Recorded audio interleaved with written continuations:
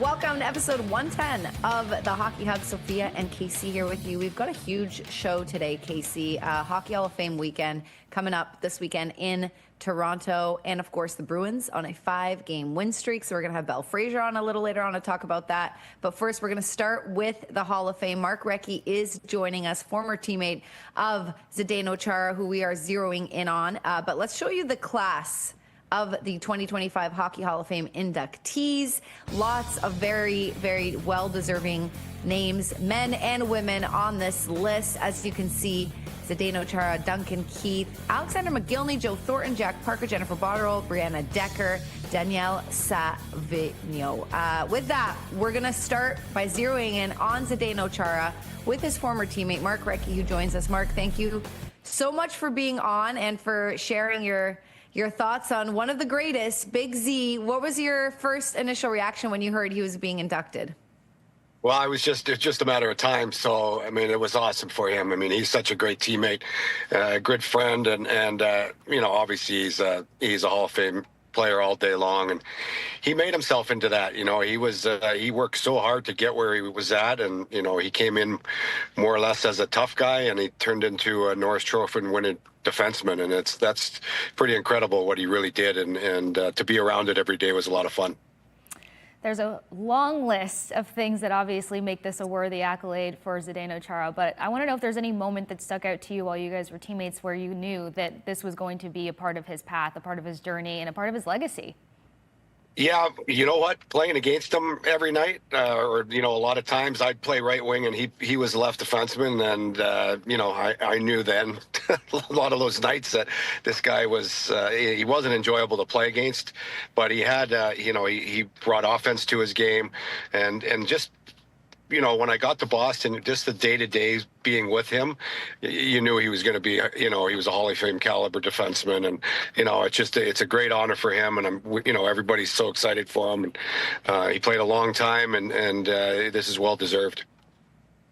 You know, we talk about Chara so much still, even though his playing days are over here in the Boston community, and now he has a job with the Bruins again, and the culture that he established is something that we keep talking about, but he credits you. We credit him. You know, Marshy will credit Bergie will credit Chara, and then Chara credits you. You were part of that, so much part of it. Can you talk about your couple years with the Boston Bruins, or your few years at the end of your career with the Boston Bruins, and how you guys worked together? What were some of the key things and we'll probably have a couple questions on this because it's such a big topic, but maybe just to start, what were some of the key things you two wanted to establish together?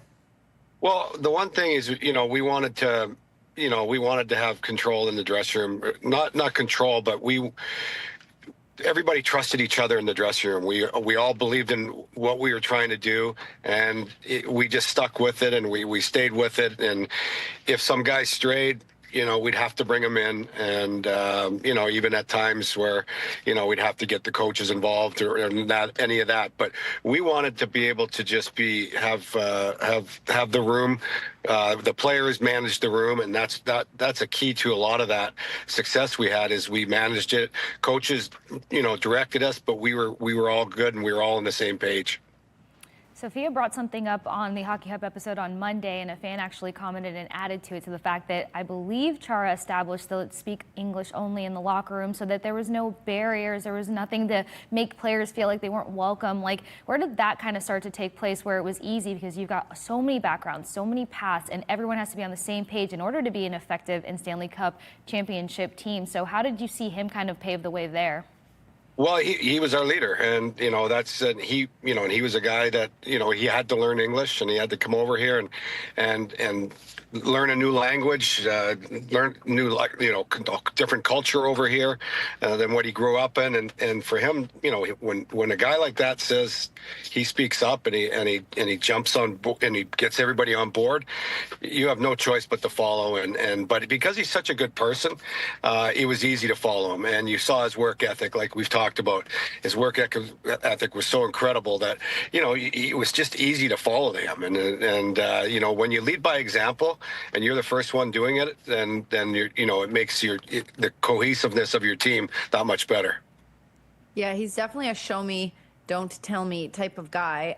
But kind of back to a player led room. You've played for 7 different teams in your career and obviously have had a lot of success in the different organizations. But can you, just as someone who didn't, play or wasn't in a room, can you talk about the difference between a player-led room and when maybe it's not as cohesive, or maybe when the coach needs to kind of come in and take the reins, like what that does for the guys, the closeness, and what kind of differences that is?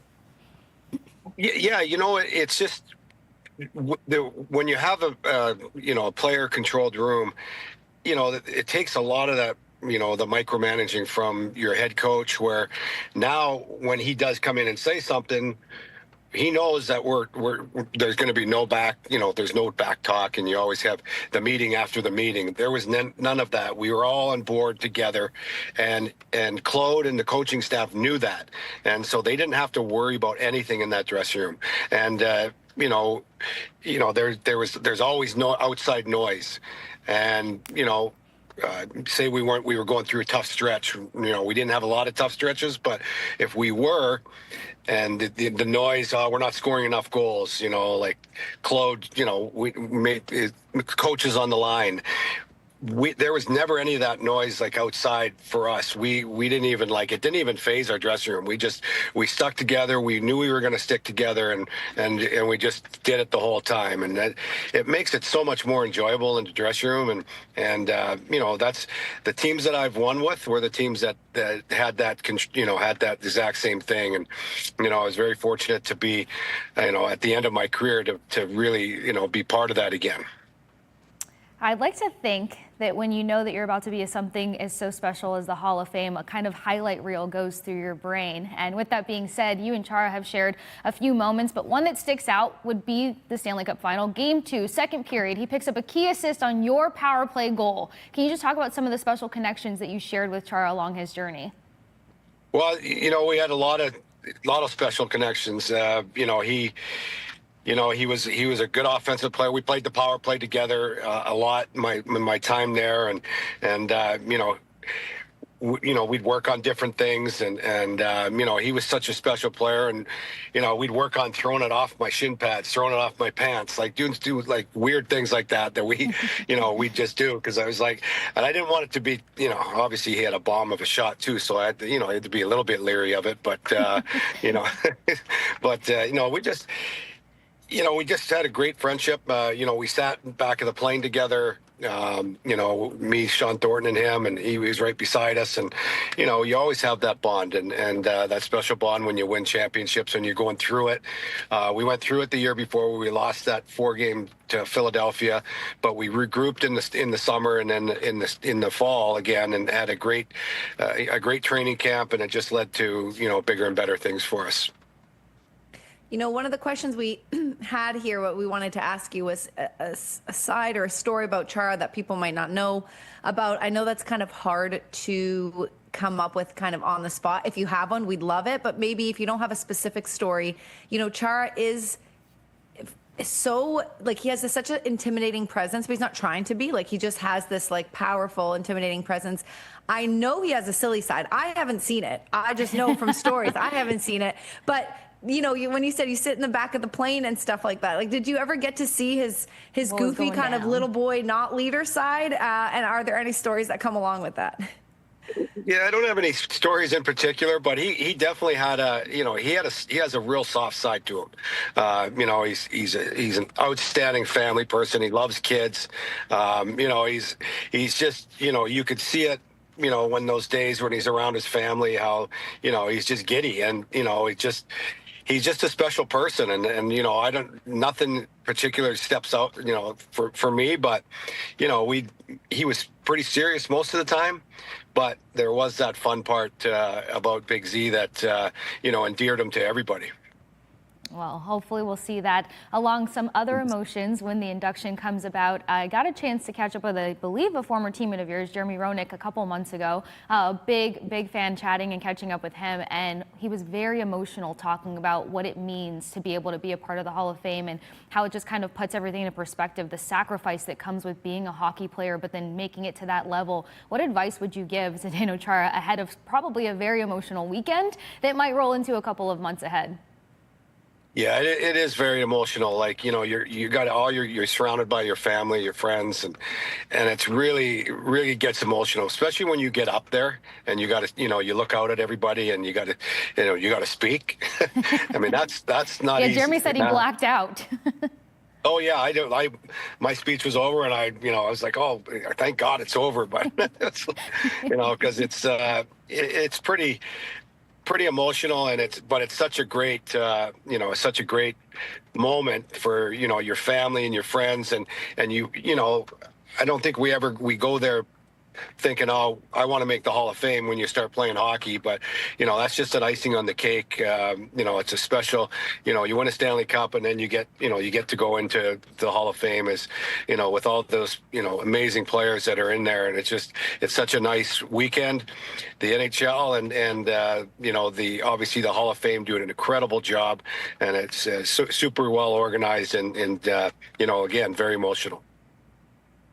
Yeah, we're going to go back to Chara, but just because we have you on as our guest, what do you remember from your weekend? Like you said, you kind of black out, but when you got the call, what do you remember from your reaction when you were told you were going to the Fame? Well, I was actually at the rink, and I was working with the Penguins at the time, and my parents fortunately happened to be in Pittsburgh. So I saw the 416 number, and I was like, oh no. So I jumped up. I was in the middle of a meeting. I jumped up and I ran, and Lanny McDonald, obviously, it was a pretty special moment. And then it was great because my dad was at the rink and he was wandering around. So, I got to share that, shed some tears with him, and then called my wife and my mom, and then obviously my kids after that. So, it's just such a special, you can't believe it when it happens. And, I didn't really expect it. So, when I got that call, it was like, wow, this is an amazing moment.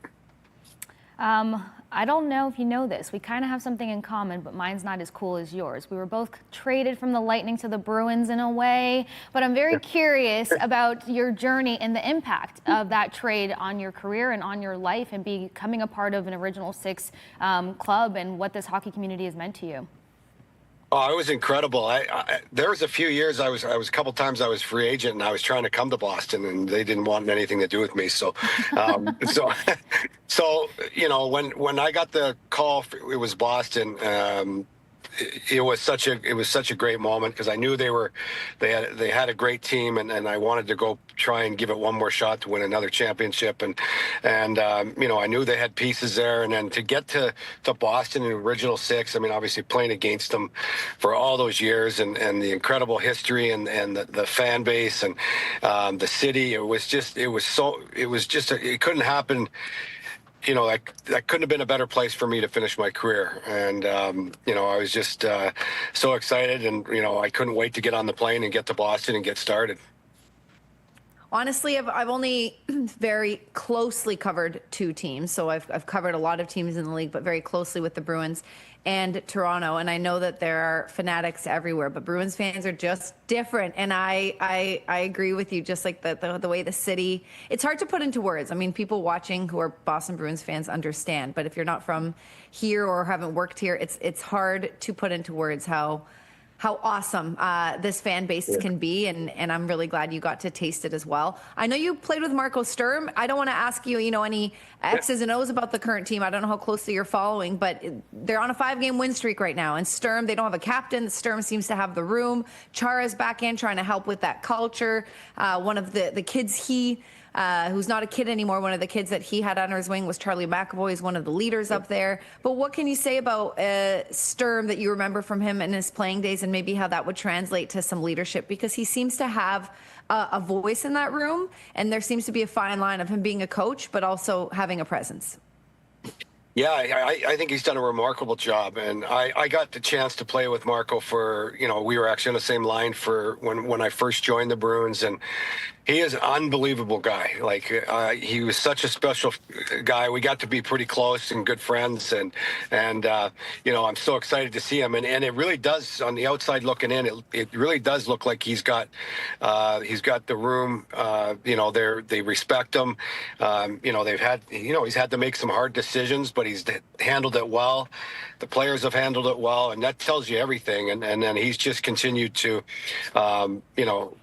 when you're even keel like that and your level, I think it really helps. And I know Marco as a player was that way. And, every day it was a good day. And he's bringing that to the rink. And it's good to see. They started off winning 3. They lost a few. And then now, nice to see them winning 5 in a row again. That's, it's a lot of fun. They're doing it with some young guys they've got come up to now. So, obviously Charlie McAvoy, he was around that. He understands the culture, and having Z back is huge as well.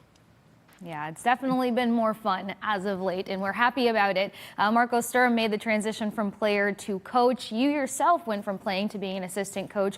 What have you seen in terms of how the league has changed, for one, but for two, development? Because the young guys are all of the hype right now. You see the Ducks just rising in the rankings. You see Utah Mammoth, one of the youngest teams out there, and then now we have some young guys that'll be a part of this Bruins team moving forward. Kind of how have you seen things change?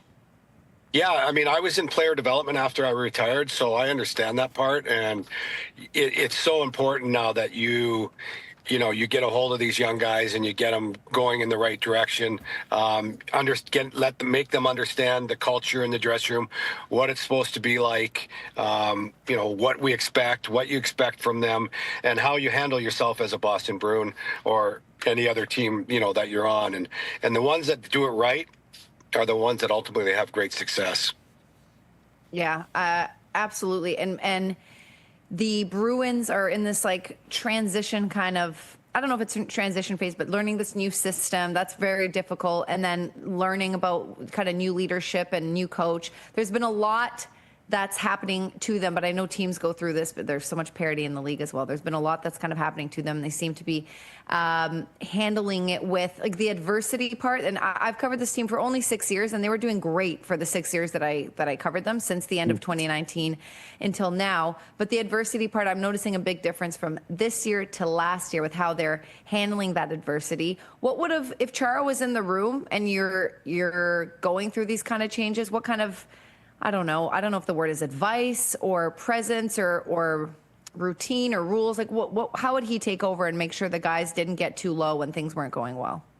Yeah, it's, like I said about Marco, it's just that calming influence. Stay the course. You're going to have ups and downs. You're going to face adversity. Just keep doing the things that, make us successful. You're not going to always have great games, and you're not going to have, go through, great stretches all the time. And you're going to have those, and you got to stay even keel. You got to stay balanced. And if you do that, and your room stays down, and your leaderships and your coaching staff all do it together, then it just, those lows are going to be not as many, and the highs are going to be, you're going to extend things out, because you're more focused, and you're not going to have those 4, 5, 6, 7 game losing streaks. When we were in Boston, we said we had to be in 10 game segments, 500 and above every segment, and we did that through the course of the year. So that was it's not easy to do, but we managed it, and that's how we kept a good balance and in the coaches and in the dressing room. I love it. Well, before the big weekend ahead, any final thoughts that you want to share with Chara, or what he's about to endure with the big weekend? Oh, Big Z, that's it's an amazing weekend. He's gonna have so much fun with his family, and we're all excited and proud of him, and proud to play with him, and he's an amazing teammate, amazing captain, and we're all just thrilled for him, and I can't wait to watch that night. Thank you so much for taking this call. I know you're in your car, you're in the middle of going somewhere. Jay Leach was on our show a couple of months ago. He took the call from the back of a van. We thought he was getting kidnapped. So yeah, this is a step up. Thank you so much again. Yeah. Enjoy watching the ceremonies, and all the best to you, Mark. Thanks for your time. Yeah, thanks for having me on. I really appreciate it. All right, guys, don't forget, as we said, as you guys heard, Zdeno Chara He's going to the Hall of Fame. NESN is going to have a full weekend of coverage to honor Big Z. The Bruins are in Toronto on Saturday, playing there. And we're going to pay tribute to Chara with a complete career retrospective on our pregame show. That starts at 6. Then on Sunday, we're going to have a 9-hour marathon of classic Chara games. So celebrate Big Z going into the Hall with us all weekend long on NESN and on NESN.com. Kasey and I are going to go to break over here. But on the other side, we'll be right back. We're going to talk this 5-game win streak. And we're going to have Belle Fraser on a little later on as well.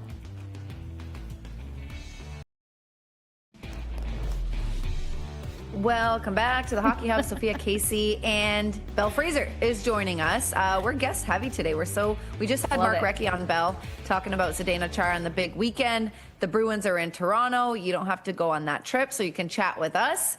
Thank you for coming back on. 6 of 7 with the Bruins right now, 5 straight. How awesome has it been to just watch the trajectory, the little things that were kind of going wrong? And it's not perfect by any means. Sean Crowley said that, but at least they're on the right side of the of the result. Yeah, it's funny you mentioned Sean Crowley, because I was going to reference his post-game interview last night where he said, obviously, it's great to stack success and have that believability in the locker room, but he also said internally it didn't feel as bad as it was because they were making these glaring mistakes early on in the season, and they knew that if they just corrected those and learned their defensive structure and played it a little bit more soundly and made the transition with the new head coach, it would all click eventually. And I think that's what you're seeing. And Charlie McAvoy has talked about it too. The way that you get guys to buy in and you get them to want to learn the system and to want to give everything they have is feeling that winning feeling. And they've been able to do that now. And, the new episode of Behind the Bee just came out today, and there was inside the locker room of Marco Sturm going in after they lost against Anaheim, I believed. And he had a really stern, message for them where he said, I'm done. You guys need to figure out if you want to turn this around. Like, this has to be the turning point for you guys. And Sophia, like you said, they've won 6 of 7 since that moment that Marco went in the locker room. So fans can watch that moment on the episode. But I think that was definitely a turning point for them where they kind of decided what kind of team they want to be. And fans are starting to see a little bit more of what they're capable of this week. Yeah, you could feel the turning point in a number of aspects and ways outside of the winning results. But more importantly, when that turning point happened, we were all excited when they beat Colorado because we felt like they kept themselves enough in that game in Colorado, made some corrections, get the win. Then the devastating situation happens with the Senators and they go on this streak. What are some of the ebbs and flows? Because you tweeted last night after the game, vibe check to all of the Bruins fans. What was some of the feedback that you got? Because this team is winning in different forms and fashion, which I think speaks louder volumes to the potential success they can find down the stretch. Yeah, and Andrew Peeke said that too, that they're just trying to win in any fashion right now. And Marco Sturm and management has been clear from the beginning of the season. They're not expecting it to be an offensive blowout every night. They feel comfortable in the 1-goal games and grinding games out. I think you saw that last night. And morale-wise, too, you talk about the first Ottawa game, and Marco Sturm was saying that was the first one where I felt like maybe the energy wasn't there, but that was an outlier for us. That wasn't a pattern. And I think coming back last night and beating Ottawa in overtime was a really big point of pride for them. They said that they're a different team than they were 10 days ago when they played Ottawa on their home ice in Canada.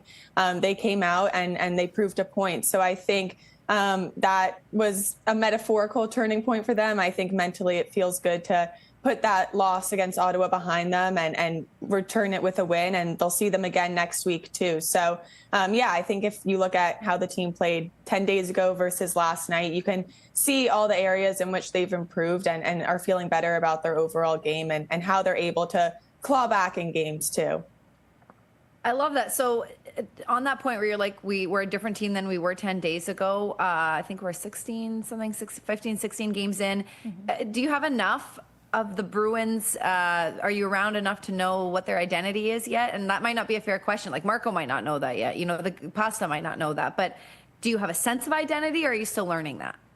I think they're all still learning it. But I think what's really exciting for them is that they're having a couple new faces who maybe they didn't know or didn't think were going to be such a big part of their identity really step up. Murat Husnudinov has been a huge name the last couple games, game-winning goal, game-tying goal, shootout deciding goal. And he was a healthy scratch for a couple weeks there, and then is now the first-line center, obviously, with Elias Lindholm being injured. And I think those are the moments in the season where it's a gut check and you lose your number one center and you see who can step up. And you've seen that with this team, that guys have been able to step up and answer the call. Murat's having a great time. He's so loved in that locker room. He has a great personality. And I think the guys are just really excited to see him get rewarded. And same with Jonathan Aspro, too. Hampus Lindholm was out for a while. Jordan Harris is out for a couple months here. And he came up and made his NHL debut and has stuck in the lineup for 5 to 6 games and has offered steady, defensive minutes on the third pair there. So I think that's a big part of their identity, that you just had to get battle tested to see if you did have that depth, and they've proven that they can slot guys in and that they will battle, for the jersey. Yeah, to that point, if you could share, is there a personality or maybe a leader that has started to kind of rear a little bit more in that locker room, because you're just seeing different guys, different nights, very much stand up for one another? Tanner Jeannot, magnificent plays yesterday, a lot of great passes, always top of the charts when it comes to hitting. Nikita Zadorov, we're all big, well, I can't say we're all big fans, but I am a massive fan of Nikita Zadorov and all that he does. So anyone that's just kind of started to get ahead that you're starting to see more of personality-wise? I think it's an obvious one. Zadorov has a lot of personality. And I think that's good for the room. And it's good. You saw it in the Islanders game when he said we had to create our own energy, and he went out there and he started a scrum, and different fan bases will have different opinions. But, the Bruins needed that. And I think Zadorov is a really important component of having that fiery personality. And I know I just mentioned Murat Husendinov, but I think the guys are happy when anyone scores, obviously. But it's really exciting for them to see someone like Murat, who's gone through the journey he's gone through, getting traded, being in and out of the lineup, and having this success. And then in the locker room, he's cracking jokes, and he did the Nesson bench interview last night, and you could see all the guys coming over and spraying the water bottle at him and moving his helmet. So I think that team camaraderie that you're seeing with the newer faces on the team, we've talked a lot about this new era and the new acquisitions they've brought in.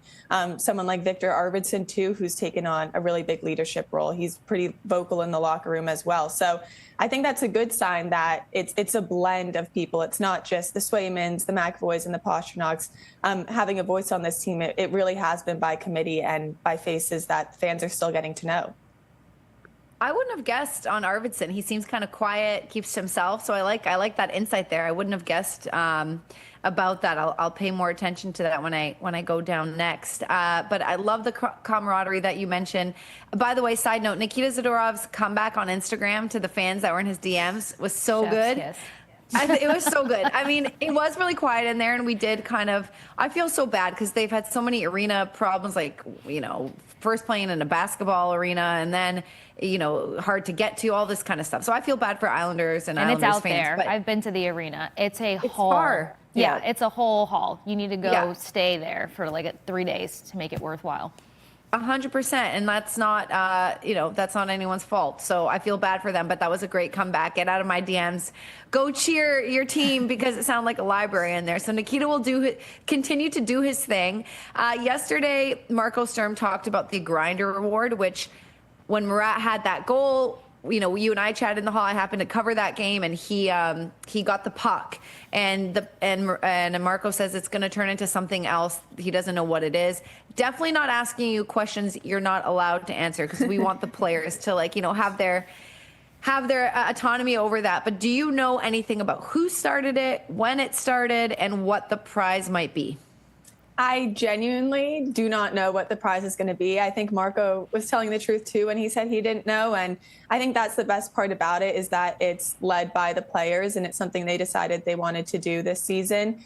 So it's a puck right now, but it will definitely be interesting once whatever it is delivered. I'm sure we'll see it in some post-game videos. But I think that kind of speaks to the general idea that we were talking about of all these guys buying in, that is held at a high regard in the locker room. It's the puck isn't for who scored the most goals tonight or, who had the best zone entries. It's who put their body on the line and who really gave it all. And Andrew Peeke got it last night, and Marco Sturm said he completely agreed with the player's decision.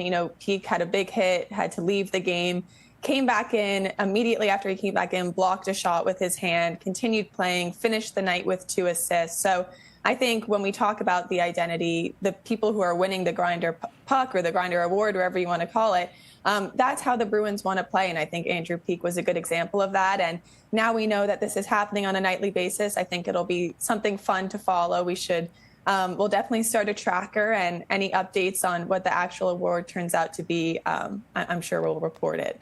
Yeah, I think we were all screaming for Peake's efforts. I mean, you see it every night. I think he's one of the top 5 players in the league right now for block shots. So that's sacrifice, because I personally am not jumping in front of a puck. But can we just make our own committee here that they don't turn it into a jacket, Belle? Because that I can only imagine how foul the jackets smell. When I see certain players put it on after, I'm just like, I hope it's going to dry cleaning. They had the jacket 1 season, 2 seasons ago, so maybe they retired it. That? Yeah, we will see. Shout out Bruins equipment staff. They're the real MVPs. And they deserve steak dinners for the rest of the year or years to come. Kind of to that note, though, because in order to have the confidence to put your body on the line, to make sacrifices, it speaks to the bond that you've perfectly painted is starting to come together for these guys. Have you just seen a level of confidence start to escalate over these past couple of wins? Because yes, winning does that, but then also there's the buy-in factor, and then there's the trust of where this team could potentially go. And seeing how close everything is in the Atlantic right now, like, things don't feel too far out of reach anymore. Yeah, they don't. And I think getting past to the 500 mark and then above it this week was really important for them too. And, we can talk about the systems and what they're doing on and off the ice, but Tanner Jeannot really put it simply last night. He was saying, things are just better when you win. Like that it's really as simple as that. The feeling in the locker room is better. It's more fun coming to the rink. Guys, not that they don't want to play when they're losing, but you have an extra boost of energy when you're winning. So I think that has really helped, obviously, the mood in the locker room. And I think being on the road, too, as much as the Bruins have to start the season, has helped the team bonding as well. They did a whole team bonding trip in the first road trip, and it's just playing cards on the plane and the post-game dinners, and you kind of see them just coming together, and guys are sitting with different players. Fraser Minton, the 21-year-old, is sitting with veterans and stuff like that. So I think it's a matter of getting to know each other, and also just having pride in being a Bruin. Like in this episode of Behind the B2 that I think just aired on Nesson, like they did the Halloween hospital visit. It was Corrali, Kastelic, Beecher, Fraser Minton, Swayman, and you could just see them. They were there for 2 hours and talking to each other, talking to patients, and really forming the off-ice identity too. So I think stuff like that they've been able to do while they're home, and the community building stuff that they do throughout the season is a really big part of why they want to win on the ice too. So I think that can't be overseen, and yeah, you see them coming together kind of as a family. Marco Sturm said it at the beginning of the season, this has to be a family if we're going to win games and if we're going to have success. And I think you're seeing that come together. Yeah, it feels like I wasn't around the team a lot last year or this year, but in the short stints I had, it definitely feels like a different vibe. And it kind of started to fall apart in the middle, November, and then it was just such a weird year. And then March was a big a big month for the Bruins. So it felt like when was the right time to kind of like come in and take over. But it was the off season for the leaders, for Pasta and McAvoy and the Chara's in there now, and Sway, and it was the off season for them to do that, to start out on the right foot. And then of course Marco Sturm.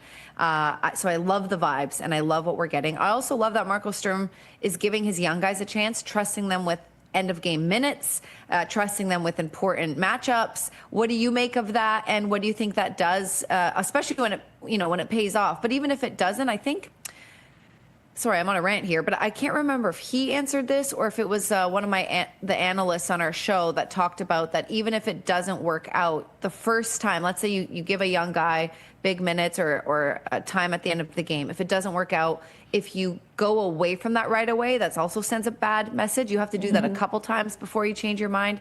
So anyway, if you can make any sense of what I just said, what do you think about, because that was a big ramble, what do you think about Marco Sturm trusting young guys with important roles? No, totally. I mean, I completely agree. And I think you saw that in the Islanders game when he put Fraser Minton up with David Pastrnak and Murat Husmedinov.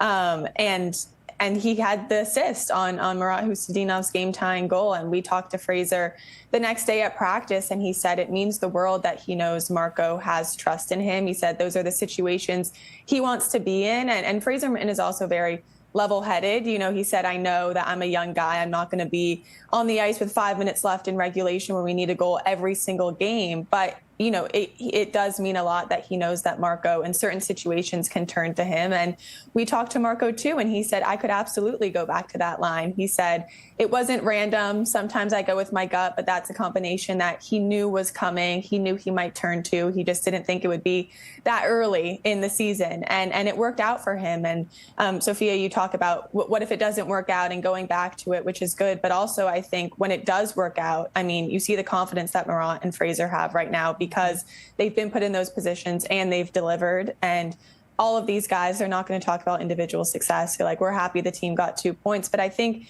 that does carry a lot of weight in a young player's confidence, knowing that they're part of the reason the team is winning and that they're not just out there eating minutes to eat minutes.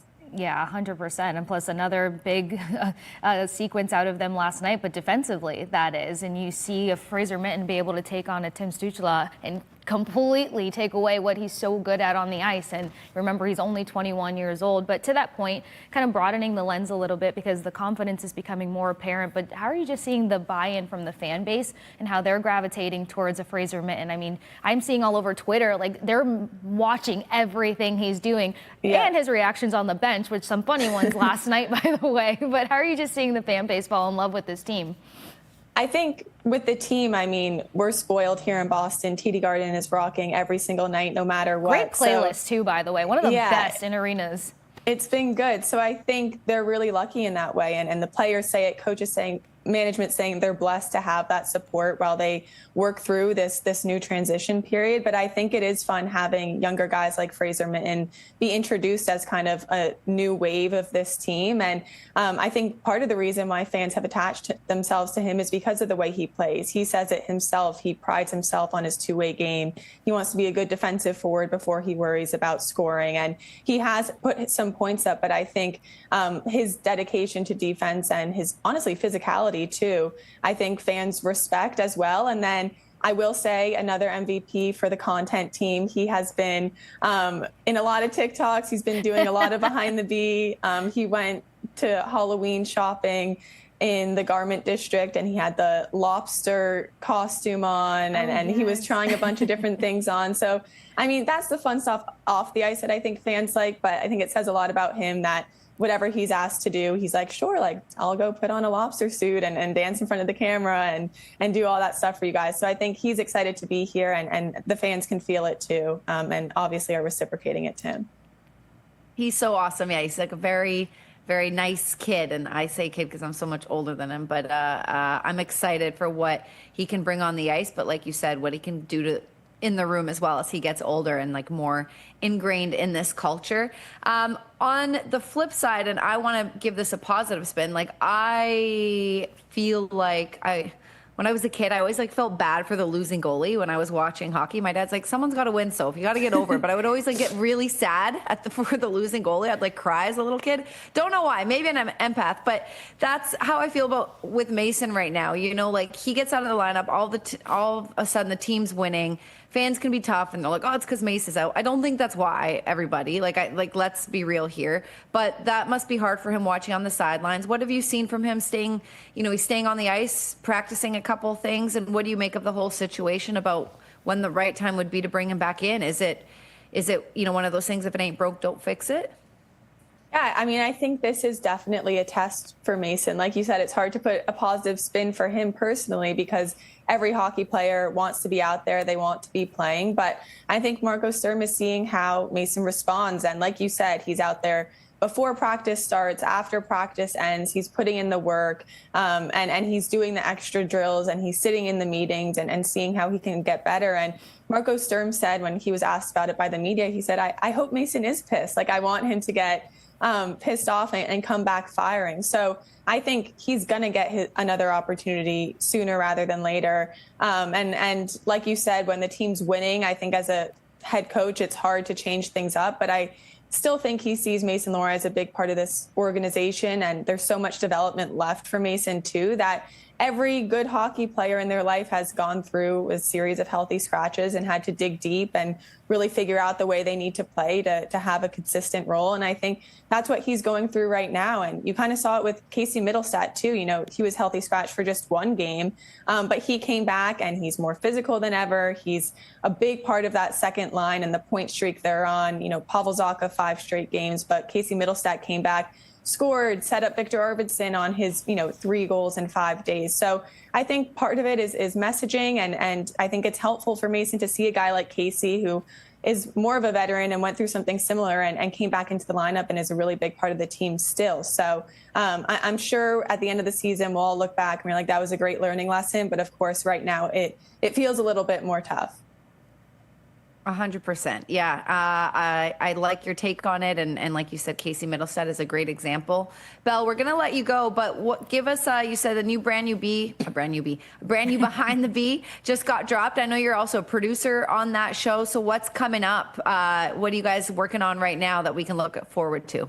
Yeah, it's been super fun. We've, shown a lot more access this year on Behind the B. So hopefully fans are enjoying that. This episode included the hospital visit, Fraser Mittens, Halloween, Marco Sturm's messaging in the locker room, a lot of behind-the-scenes stuff from that for when they turn the corner. And then next episode will really be focused on Chara and his Hockey Hall of Fame induction. We have a bunch of his former teammates on camera talking about him, obviously Bergeron, Tuukka, all of those guys. So next episode will be very Chara-focused, and I'm sure it'll be a happily welcomed throwback for a lot of OG Bruins fans. And we'll be following him all weekend in Toronto and kind of have a glimpse into what this moment has meant for him. And then obviously the banner raising in a few months. So a lot of Chara content this year, which I don't think anyone's complaining about at all. Nope, not at all. We have a marathon on NESN as well. We're showing 9 hours straight on Sunday of classic Chara games. Yeah, it's going to be great to hunker in, get cozy, and watch an original 6 matchup. Tomorrow, of course, the Bruins in Toronto taking on the Toronto Maple Leafs. Belle Fraser from Boston Bruins. Thank you so much for joining us, Belle. I'm sure we'll have you on in a couple weeks again. We're going to send it to break over here, guys. Casey and I are going to play some shoot and pass, and we're going to go over a funny story with Marco Sturm next.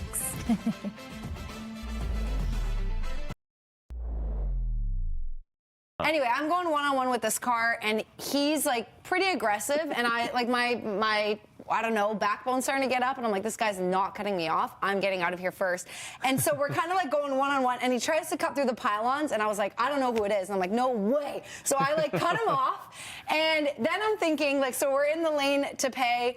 We actually end up leaving around the same time, and then we get, like, he's a little bit behind me, and we get to the red lights, and I was like, who the bleep does this guy think he is? So I turn around and he looks at me like we both want to see who each other's are, and it was Marco Sturm. Oh, Sturmy! And it was Marco Sturm. And then I roll down my window, I go like this, and then he just starts laughing right away. I was like, you try to cut me off, don't. And he was like, sorry. Just a couple of assholes. Yeah. Exactly.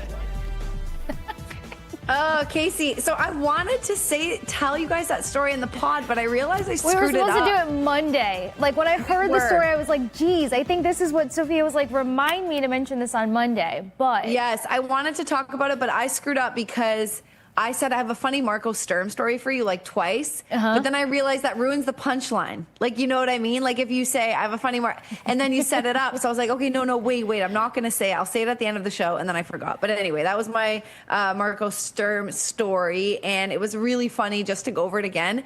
I think, like, I don't know if you've ever done that, but you know when you're kind of battling on the road with someone, then you end up at the same red light and you're like, do I look? Do I not? Do I look? Do I not? I always look. Because I'm not saying I was in the right. I was like, I was being a bit of an ass myself. Like, I was just like, no way. I could have let him easily go. And I was like, do I look? Do I not? And I think he felt the same thing. We both looked at each other at the exact same time. And then we died laughing. Like, we both unrolled our windows, and he was on the phone. And I was like, don't even think about cutting me off ever again, as a joke. And he was like, whatever. It was very funny. So I haven't talked to him about it yet, though. Like, I haven't been able to go down there. So I'm dying to That's know what if I'm this dying is to find memorable. out. His reaction with everything. Yeah. I was telling Brendan ahead of the show, I was like, I'm going to give Sophia a hard time because I got to know why.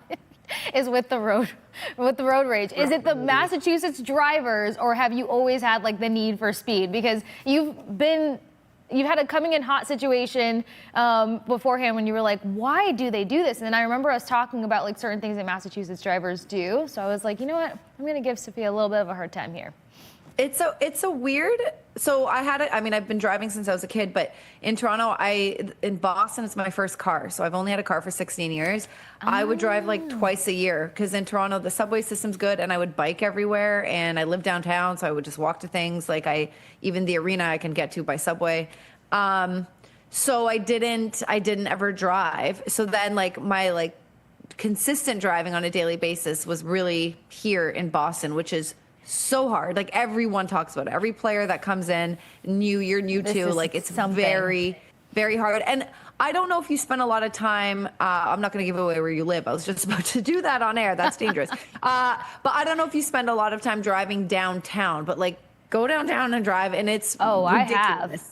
I have. Like, I mean, I'm not too far from downtown, but of course, as you probably know, when friends come to visit or family comes to visit, the first thing they want to do is go to downtown Boston. And I remember throwing myself a legit party, no joke. I took a picture of me parallel parking in North End because who's supposed to be able to park down there? And I drive an SUV. So I was just like, none of these spots made sense to me, and then I just went with it because at that point I was starving. We were late for brunch, whatever. And when I ended up getting an SUV in the world's tiniest spot that probably a Mini Cooper should have been in, I went ham. But yes, it is very difficult to drive around here. And something that they do that's so different from Florida is it'll be a green light and you'll see somebody start braking in front of you to try to let somebody turn, and that's so dangerous, and it drives me mental. Like, you don't do that. They have to wait for your flow of traffic. Now, if it's backed up ahead of you to where you can allow space and you're not stopping at a green light, then maybe. But that is the one thing where I call my parents and I'm like, I don't know what this is that they do in Massachusetts. Well, I think, so I have a theory, because I think there are so many moves that you have to pull when you're driving that make no sense, that are super dangerous and illegal, because you'll be like, all of a sudden you're in like a 4 lanes and it goes to like 2 lanes and it'll be like left only or right only. And I'm like, well, what? So you have to get over, you didn't know. So there are so many things you have to do that make no sense. And I think if you've driven here long enough, or people who grew up here, they just get it. So they let you do that. And it's like a love-hate, because sometimes they let you pull this like crazy ass illegal move or whatever, this crazy move that you're doing, and no one honks at you. And I feel that way too. Sometimes when someone's pulling some moves in front of me, I'm like, okay, I've done that before, where I thought I was going this way. Now I got to, but then sometimes you're like, absolutely not today. And that's like, so I'm hot and cold. Like you have the grace for people because you get it. And then sometimes you're like, F you should have thought about this sooner. Get back there, you know? So what is your message to Marco Sturm next time you see him? Maybe this is something we can practice really fast. That's a good question. I didn't think about that. I just really want his reaction. I want him to know what he thought of me. Like, was he having one of those days where I have grace for her, where he was like, yeah, I'm trying to cut her off, I'm going to be chill? Or was he kind of like, let me in, whoever you are, I need to get across? Like, I don't know. So we'll find out, and I'll report back whenever I have a chance to see him. I can't wait to find out what his actual reaction was in the car before he knew it was you. But I can only picture the way that you guys recognize each other. And for me, it would kind of been like an, oh crap. Like, I didn't mean to play cat and mouse with you, but it happened. No, the slow turn, like if I could have had that on video, that lives rent free in my head. The slow, like both of us at the same time looking at each other, that's like I just keep replaying that. And then we both cried, like just absolutely laughed out loud at the same time. But anyway, that's my little story. I think we want to leave a little time on the show for shoot and pass, because we have some good ones. So we're going to send it to break. Kasey and I will be right back after this. We'll talk about the stolen, not stolen puck, controversial Alex Ovechkin's 900th next.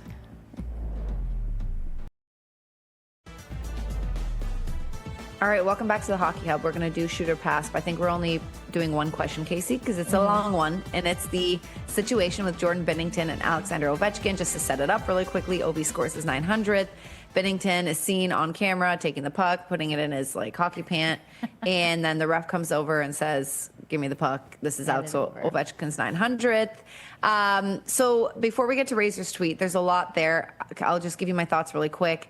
Like, original thought, I'm like, what the hell is he doing? Second thought, I'm like, he knows the cameras are on him. He knows they're going to ask for that 900th puck. It's not like he's like trying to get away with the fast one. So I wonder if it was.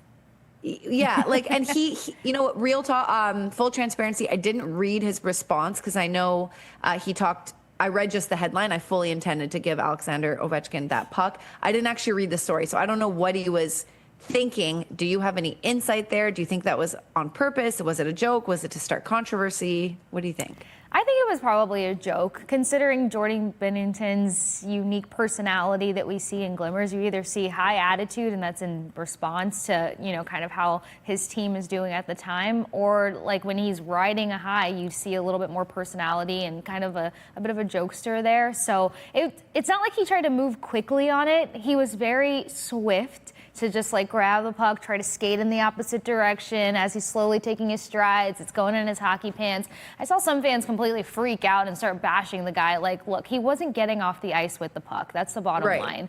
And he's been in this league long enough, one would say. He's won a Stanley Cup. He's been a part of big moments. So I would like to chalk it up to, I think that's just kind of like his quirky personality, attitude, and then, oh, by the way, like he gets scored on. Like, goalies know when some of these big moments are getting ready to happen, the same way Ilya Sorokin knew that, I forget which specific goal it was of Ovi's, but like he knew that that was going to happen also. So I don't look at it as like a villainous situation. I kind of laughed really hard about the fact that he just tried to sneak off as this massive goalie and all the padding and sneak it into the pants and think that no one's going to ask questions.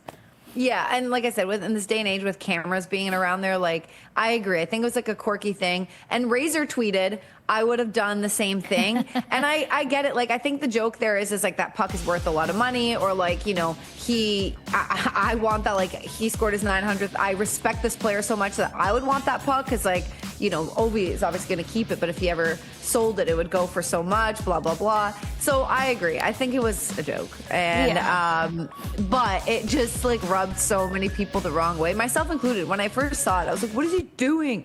But I should have known that it was probably just. I think for me, I know his person. Oh, okay. Shooter pass. Would you grab the puck and at least either try to make a joke of it or nothing? You would have handed it over. If I did, I would sell the joke way better. Like, I would, like, I guess he doesn't know where the cameras are, but I would have like done a wink or something. Yeah. But like probably not. Yeah. No. Okay. What about you? I appreciate the selling the joke more. If I had relationship, like if him and I were friends off the ice and stuff, for sure I would have done it. If not, like if we just know of each other because obviously NHL, then I probably very much just would have been like, all right, this magical moment just happened on me. I would have been stunned. It's just such a moment. Well, listen, Kasey, we got 10 seconds left, so we're going to say goodbye. You and Adam, I believe, on Monday. We'll see. Yes. I'll be back on Friday. Have a great weekend, everyone. Take care. Bye.